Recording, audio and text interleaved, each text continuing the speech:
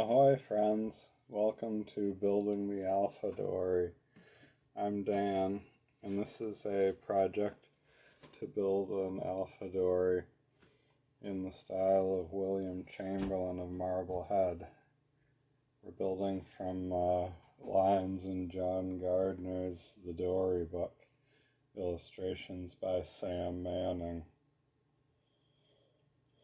Well, today we're going to be out in the shop working on getting on the third planks, and big doings, so let's get out there and get into it. Alright, so it's been almost a week since I last filmed an episode here. Part of that is just because this isn't my full-time job. This is a in my free time job. So work was crazy, and I've had a lot of sort of social engagements this past week. But the other part of it was all during the week I've been sort of looking at, thinking about, and fitting and refitting this number 3 plank here. And so the idea was to build the boat with the garboard plank, the number 1 plank with a straight top edge, the number 2 plank with a straight bottom edge and curved top edge, the number 3 plank with a straight bottom edge, curved top edge, and then the number 4 plank with a curved bottom edge and straight top edge. So it looks like I'm going to have to go with curved top edge on the number 2, and then I've just had to fit the number 3, and then the number 4 will be that straight top edge, curved bottom edge. But I'm just not getting the mirror or the twin of the number 2 to fit on in the number 3. And I think what that is, there's 2 possibilities. First could be that I went too wide with the garboard, the number 1, and the number 2, and just ran out of room on the frames. Second possibility is I just went wider than I had to on the number 2 plank. Like I got greedy, it's a racing boat, so I figured, all right, I want to make the initial the bottom basically, or the lower sides, as wide as possible to give it as much bearing to carry sail. And I think that may have been my downfall. I think if I'd gone about an inch narrower on this number 2 plank here, and this is a pretty wide plank. This is around 9.5 inches.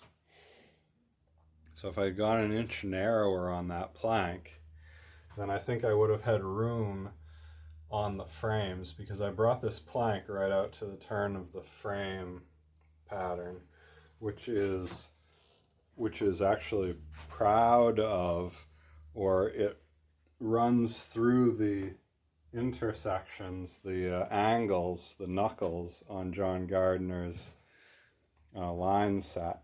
So it's actually got more wood than if you'd actually cut the knuckles into it. But the rounds start at John Gardner's knuckles. So the way he's got them drawn, the way these frames were made, I think if these were set back by about maybe an inch on the 2 midships ones, and like say half an inch or 3/4 of an inch on the next ones. So in other words, if I hadn't bowed the top edge of that plank as much as I bowed it, if I hadn't put as much curvature into it and just made a narrower plank, then I think this second plank would have gone on in the way we wanted it to. But but it's not going to, because I'm basically running out of frame. Like I'd be actually off the frame if I cut these frames to the angle they need to go for this plank to sit flush on the frames, and also for the ends to come up to where they need to be, to land where they need to be. And that's the problem. When I set the plank at the angle that it's got, the ends aren't landing on the stem and transom. So, yeah, it's either like recut the plank below it on the boat because it's already riveted, and then recut the frames and glue little wedges on the frames, or just cut this plank to what the boat is now, which is what I've decided to do. It's not a big deal. It's just yeah, a little bit frustrating, but I mean, like I said, this is my second Alpha Dory. So maybe thinking that on the second Alpha Dory I built, I would have sort of mastered what was the development of several hundred years of dory building along the New England coast, and I'd be able to produce a boat, exactly like William Chamberlain. It's like thinking that maybe you could build a Stradivarius on your second try. So, yeah. Anyway, this is going to work out well. The other thing is, so this plank we're putting on, the number 3, is going to be a little bit narrower than it was cut. Like I said, this one was wide, and this one was, and the number 3 is the duplicate of it. So the other problem I was running into was I was actually running out of frame vertically. So like the planks were going to come so high up the side of the boat that I was like running out of frame to land them on. And Alpha Dories are fairly low-sided, so something wasn't quite right. So what I think is going to end up is like, we were trying for an 1890s style Alpha Dory, and so what I think I've kind of inadvertently stumbled upon is sort of I'm actually going to build a boat that's closer to the lines that Gardner's got in his book than maybe the earlier boats, which is more of, say, a 1920s era Alpha Dory, at the point where they were actually widening them out, and they were also flattening out a lot. And I've got a photo in the Dory book to show you, and we can compare it to John Gardner's lines that he took of what I think is a later boat. All right, so you can see in this boat, the one with the sail cut across along the leech rather than across the leech, which is how we're having our sail cut. This boat is heeling away from the camera, and you can see the amount of shear that is still visible in the photo. All right, also in this boat, which I think is probably an older hull, it's got the modern sail. You can see the boat is heeled over quite a bit. The shear plank is down to and actually in the water. But if you look at the rail on the far side, so the windward rail, you can still see there's some shear visible in that rail. It's still sort of swooping downward. It's not a reverse shear yet. So that's an indication of a fair amount of shear in the hull, fair amount of curvature. Also, this photo of an older Alpha Dory, you can see there's quite a bit of curve. Now down here, I think, is what is one of the later hulls. I believe this photo is from the 1930s or 40s. And you can see that this is a flatter shear line. Very similar planking lines, but a flatter shear. And I'm thinking what that probably is the widening out and the flattening out of these lines. Now, if you have a look at John Gardner's line set. This is a very flat shear here. So, yeah, I just have a feeling that that we're going to end up with something pretty close to the shear line that John Gardner's drawn in here, and not quite as much shear, not quite as much curvature to that final plank as is visible in some of the older photos. So, you know, it kind of is what it is, but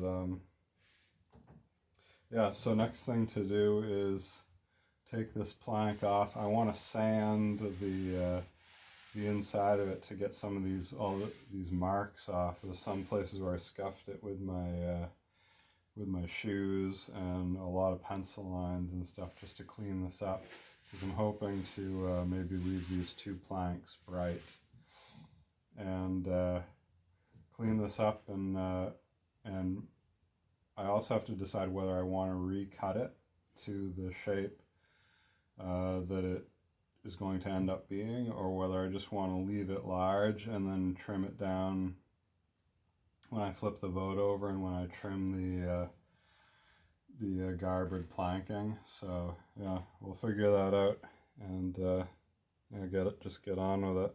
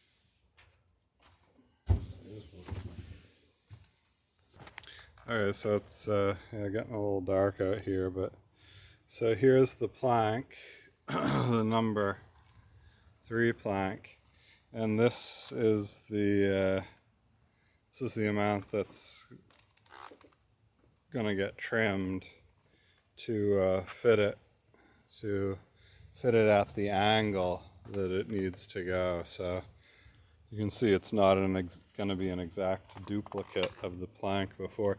Now on the bright side, we are going to lose some of this knot hole, which I wasn't too worried about. It's a pretty solid knot, but it had already lost a little bit out of it, which kind of caught my attention. I don't think any more of it's going to pop, but at this point we're going to be cutting it all out of the plank anyway, so yeah, I don't have to worry about that any longer.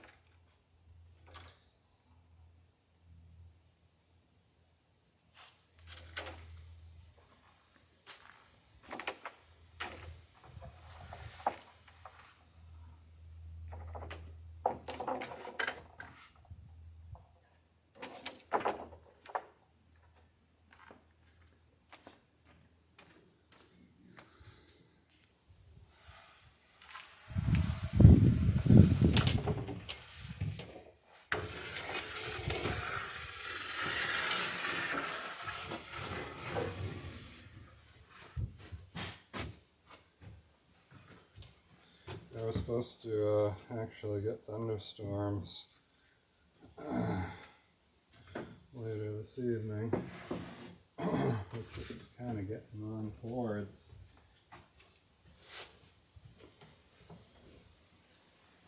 So test this before I go and cut the other one.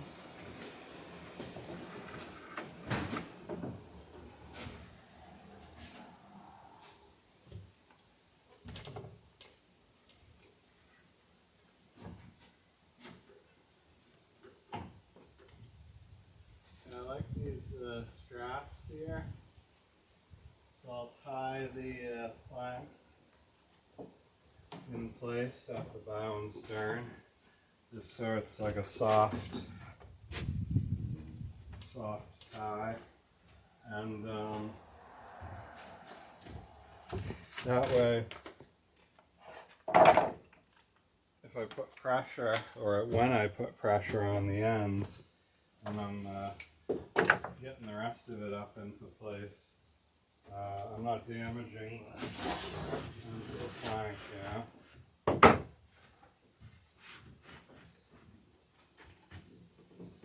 Alright.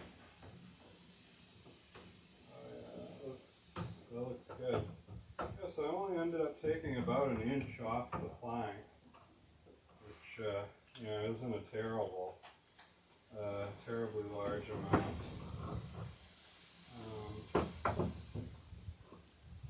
But it is something.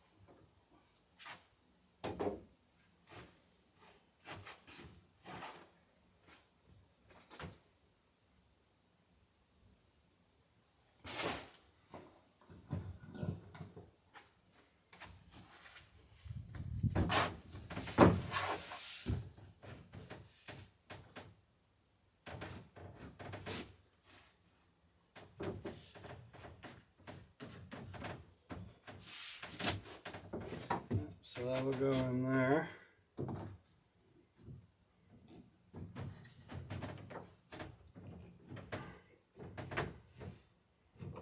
Like that.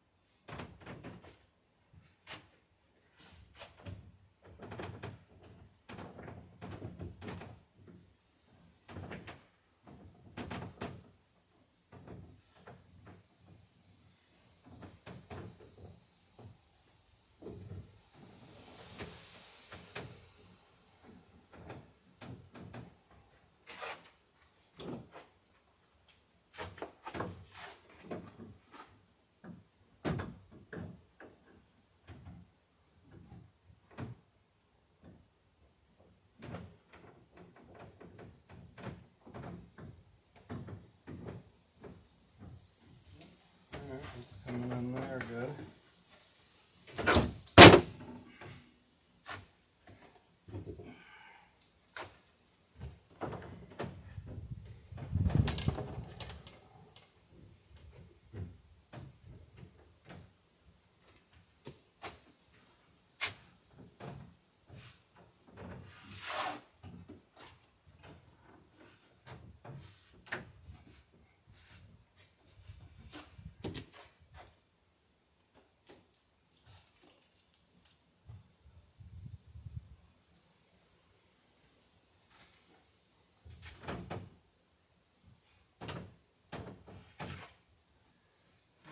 Yeah, okay, so I think I can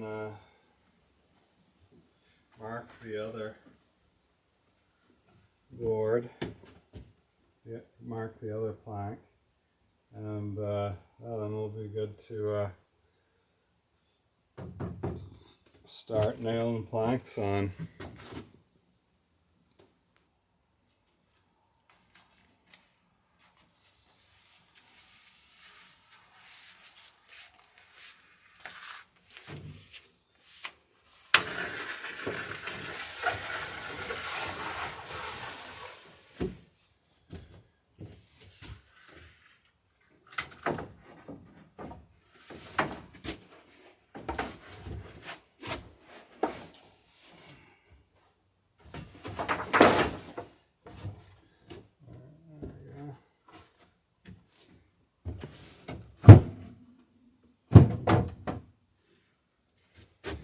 Okay, so that is, I just recut the other number 3 plank for the port side.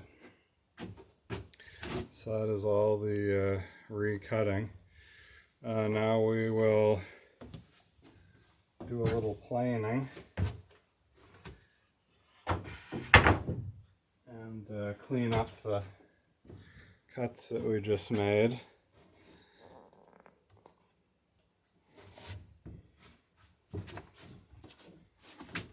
Thunderstorms still have yet to appear, though it is fairly breezy out there and quite humid and kind of muggy, so it definitely feels like they could still happen.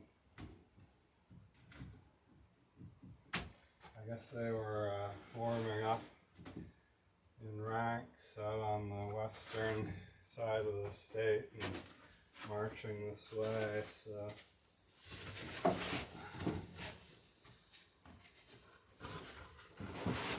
supposedly some of them could be real humdingers. We'll see what happens when they get here.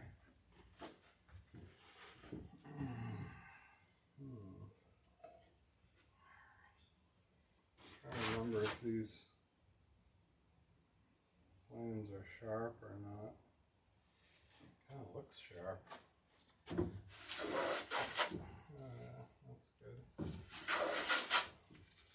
These are sort of kind of nice planes if you don't have the space or the time to chase down a sort of short plane and a jointing plane. These are kind of halfway between the two. They're long enough to be able to joint okay with, and they're short enough where you can get them into most areas where you'd be using a smaller plane. They usually go for a pretty penny though, because they're kind of handy to have around.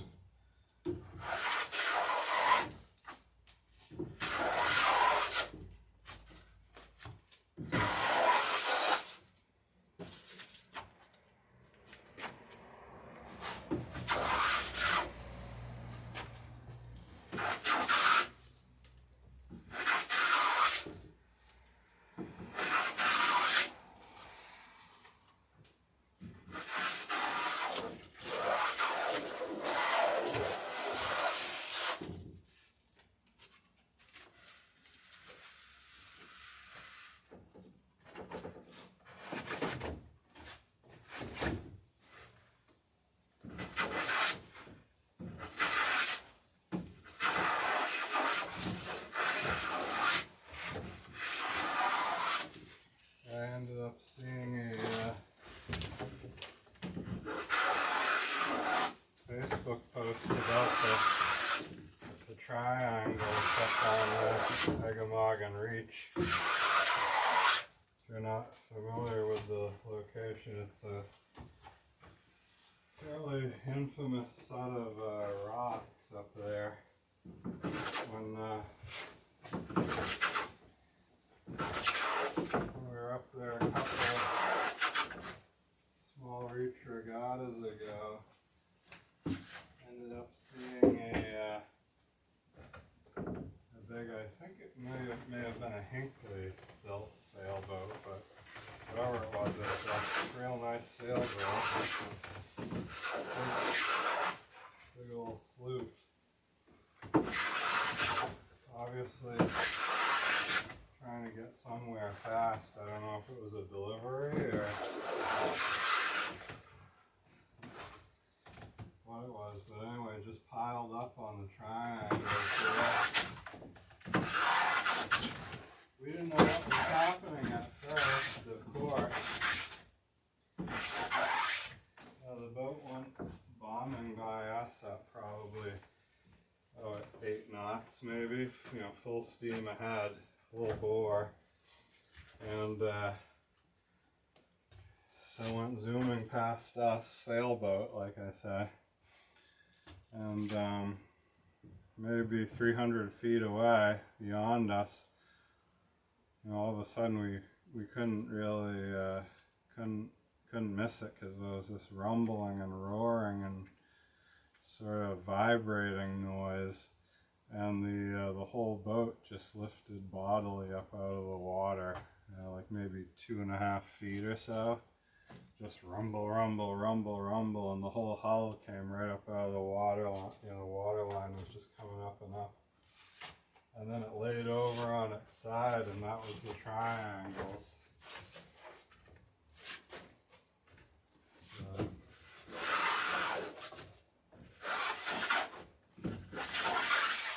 Not something you'll have to worry about with a dory.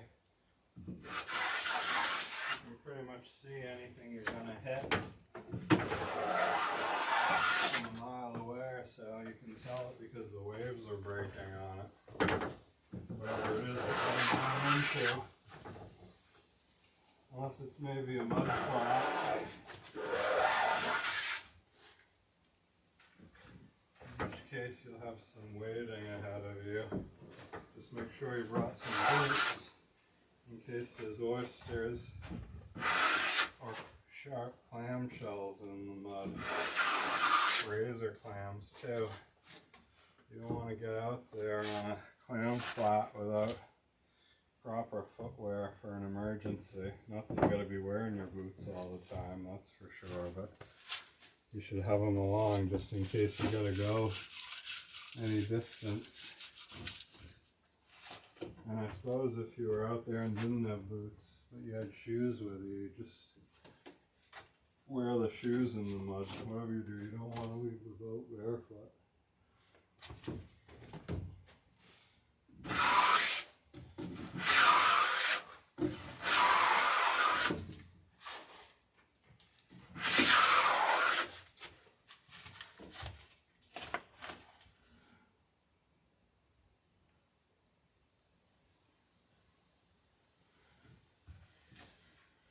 Alright, looking pretty good there.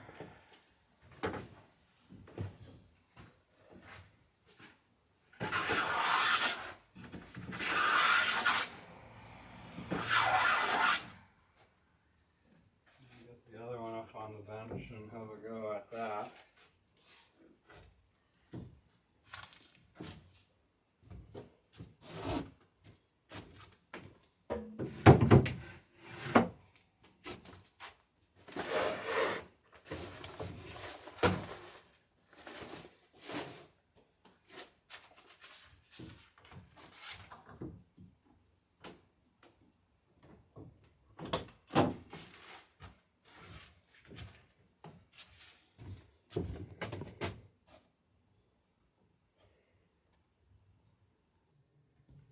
Thanks for stopping by building the Alpha Dory.